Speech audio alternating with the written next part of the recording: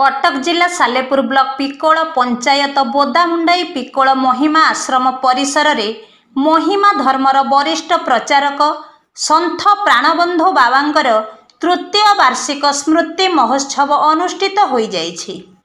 एही परिप्रेक्षी रे गुरुवार प्रातः रे ब्रह्मध्वनि स्थापन और अखंडबती प्रज्वलन नाम भजन अपराह्न 4:30 रे साधु भिक्षा और सर्वात्मा सेवा संध्या 6 घटिकार शरण दर्शन समवेत प्रार्थना नाम भजन महासमारोह रे समापित हो जाइछि।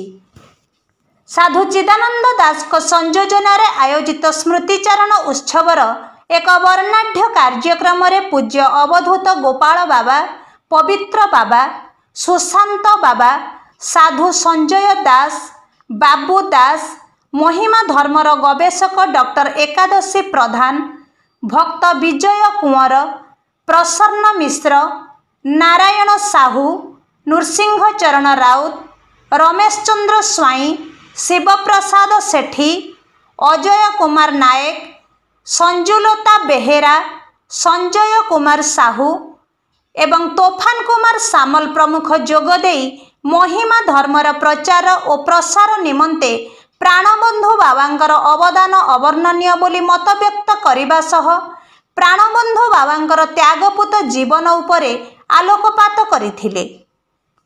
मनोरम परिवेश रे आयोजित स्मृतिचारण उत्सव अवसर रे उत्कल भूमिर गर्व गौरव सत्यसाई सनातन तत्व मानववाद महिमा धर्म उपरे आलोकपात करा जायथिला।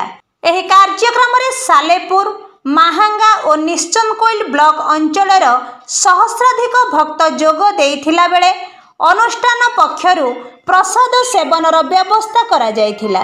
प्रदीप्त शतपथींक रिपोर्ट होली टीवी ओडिया। नमस्कार, मु लिपिका आपण मानकु स्वागत करछि नुआ रूपरे होली टीवी ओडिया। होली टीवी ओडिया सहित जोड़िया आपण माने लाइक करंतु, सब्सक्राइब करंतु, शेयर करंतु।